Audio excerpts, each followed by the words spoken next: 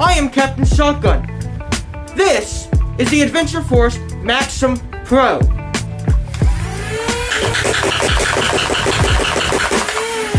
Oh yeah, we're gonna talk about it. This is nice. We're gonna talk about it. Roll intro.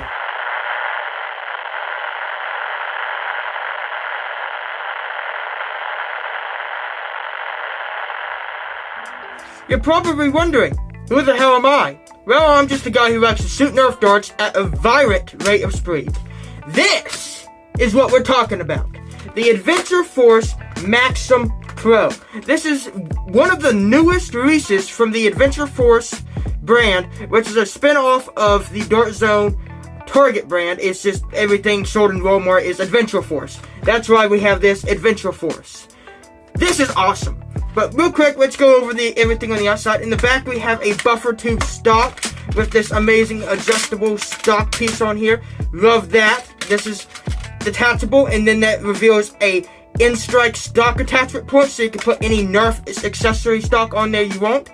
Just above that, we have a string loop, which is very important and very nice. We have two iron sights, which have a very nice sight picture. The Picatinny rail, where you can attach any type of scope or optic or red dot sight or anything you want on the top, so you can actually shoot what you're aiming at. Then we have this nice decal right here. Very nice. I like that a lot. Moving down to the grip, we have the rev trigger, which is interesting to say the least. We have a safety mechanism, which is just a switch, so you know. When it's turned on, you can't rev or pull the trigger. When it's turned off, you can rev and pull the trigger. Very simple. Up next, we have the magazine in the magazine release. The magazine itself is very nice. I'm digging this translucent purple. This is an awesome color, and I wish all my magazines were like this. This is awesome. The mag rail itself is very nice. It's flared. It's very easy to reload magazines as long as you have darts in it and you don't catch the rip on the edge like I just did. It's very nice. It's a flared magazine. It's very, very comfortable to use and feels very natural for reloading. Up to the front, we have the front of like the muzzle area, and this right here looks so much like the Dart Zone Spectrum. It's not even funny. It's like the Spectrum and the Thunderbolt had a baby, and this is that baby. This, on the bottom here, beneath the muzzle, there's a Picatinny rail here where you could attach some type of grip, I guess. I mean, it's too small and too far back to really put a grip on it and be comfortable, but, it's there. Going over the other side of the blaster, it is exactly the same as the right-hand side. The left-hand side is exactly the same as the right-hand side, except for the battery compartment. That's the only difference. Everything on this blaster is 100% symmetrical, other than the battery storage and the flywheel housing. Over here on the right-hand side, it sticks out a little bit. On the left, it is flush. Personally, I like that. I'm digging the translucent orange. I'm probably going to paint this up, just replace all of the orange with red because that's my colors, and maybe replace all the gray with black. But this color and this form factor, I'm digging. It's a great pistol form, but it's also a really good SMG with the stock. My number one gripe about this blaster is the magazine release. I can barely reach it with my middle finger to be able to, not flip anybody off, but to be able to release the magazine, which is, important because I don't like doing one-handed magazine releases unless I have to. I prefer to hit the button and drop it because this will grab drop magazines. This is a good one. This is a home run Dart Zone. Perfect. There's so many mods out there, and they made this so you can put a worker full auto kit in it. You can make this full auto with very, very, very little cell modification. All you gotta do is wire it up. It's amazing.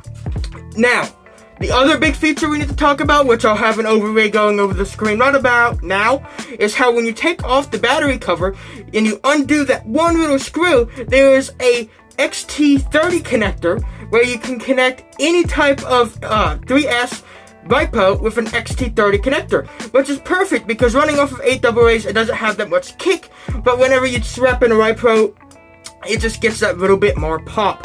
It gives you about 10 extra FPS, and it just gives you a much faster rev up time. Now, back to the blaster itself, it's very, very comfortable. I really like holding it. At first, I thought the rev trigger in the back being in the palm area here would be weird, but you just don't squeeze it. It's very easy.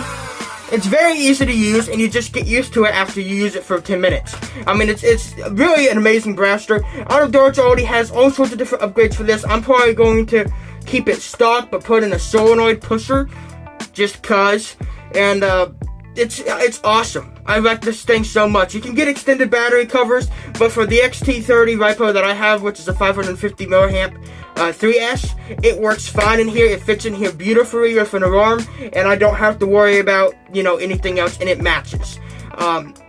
These decals on here, they're very detailed. They're actually textured. If you go and touch them, you can tell they have, like texturing to them, which is nice. The entire cell is pretty much like it's clean and soft and smooth. There's some detailing, but like all this right here, that's all on the inside, like ridging on the inside of the cell. You can't feel that on the outside. There's some divots on both sides of the motor housing for air, so the motors don't get too hot, which is amazing. They just thought this thing through really well. The one thing I have came across that they did not think about, though, is the amount of dart dust buildup that you're going to get inside the cell. I don't know how well this is picking up on camera, but there's a whole lot of dart dust starting to build up right in here.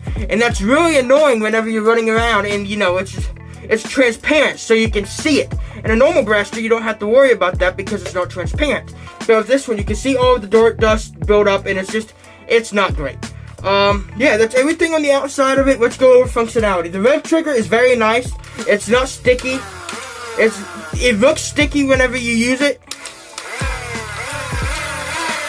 but that's just because of how big the rev trigger itself is. It's not actually sticky.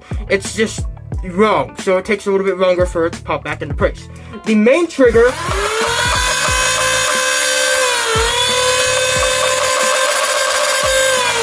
The main trigger is very nice. It's very comfortable and it's very svelte. I love this designing right here. This looks good. I like how it's like cut out. That looks good. Some people really like how you can see like all the mechanics and everything inside of the cell with the flywheels and the trigger and everything. I don't. I'm not big on transparent blasters. I like the Nerf Sonic colors that they had, 20 years ago, 10 years ago. But I'm not. It looks good as for this like one blaster, but I will probably paint all the clear parts red just because I like that. Now going over back to like the grip situation here, because you can't really put a Picatinny grip on here because of the mag wheel. That doesn't really work. But what you can do is grip it right here, and god damn, that feels nice. That is so comfortable, and it feels natural. It feels comfortable. It feels perfectly alright to just grab it right here and just put it right here. Just make sure you don't put your thumb in front of the muzzle, because then you'll, shoot yourself in your hand, and, right here, having your hand off the end of the muzzle when it's hitting 150 FPS, that's gonna sting. You can also just put your hand right here with the magazine inserted, which is really nice. It's super comfortable just to do that right there. It's so good on so many levels. I can't even finish saying all the good stuff I want to say about it to keep this video under the time frame it needs to be. But I 100% recommend this. It's $40 from Walmart. Get it. You can run it on 8AA's. It's perfect for, you're going to HVZ. You're going to, 150 FPS cap, and you don't want to use a Ripo. You don't have to worry about, the dangers that come with a Ripo if you don't store it and take care of it properly. But for people who are already in the hobby and already have all that equipment, it is perfectly acceptable to throw a Ripo in it just to get that little bit better performance and that much faster rev up time. But this is awesome. I'm not going to go over firing footage because my range is covered in darts and stuff.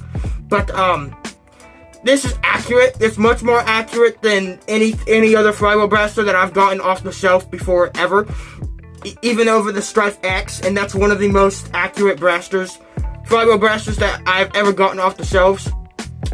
It's amazing, guys. Just go buy one. Go buy one. It's awesome. You're not going to regret it, I promise you. And after you use it for a couple weeks, you're going to be like, okay, what's next? You're going to put in a Daybreak flywheel set with Kraken motors. You're going to get 170 FPS. You're going to put in a full auto pusher or a solenoid pusher, and it's going to be ready to go.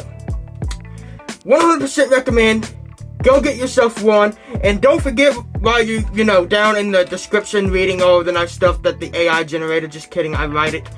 While you're down there reading all of it, make sure you hit the subscribe button and the like button. It really helps the channel, and it's free. But if you don't, I don't care. It just, you know, shows how much that you like the content. But yeah, until next time, peace out.